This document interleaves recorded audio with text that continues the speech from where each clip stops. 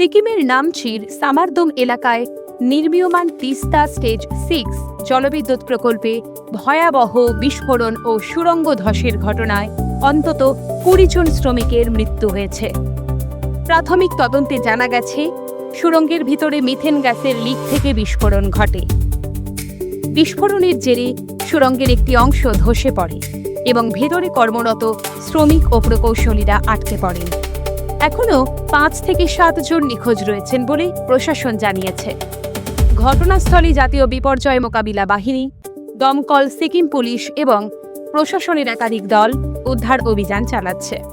তবে টানা বৃষ্টির কারণে উদ্ধার কাজে বিঘ্ন ঘটছে।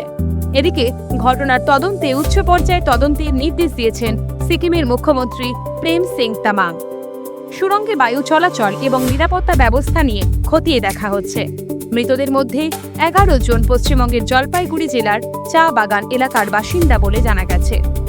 সিকিম সরকার নিহতদের পরিবারকে ৪ লক্ষ টাকা এবং আহতদের ৫০,০০০ টাকা আর্থিক সহায়তা ঘোষণা করেছে। পাশাপাশি প্রধানমন্ত্রী নরেন্দ্র মোদী মুখ্যমন্ত্রীর সঙ্গে কথা বলে কেন্দ্রের পক্ষ থেকে সব ধরনের সহযোগিতার আশ্বাস দিয়েছেন। উদ্ধারকারী দল এখনও সুড়ঙ্গের ভেতরে আটকে পড়াদের উদ্ধারে অভিযান চালিয়ে যাচ্ছে।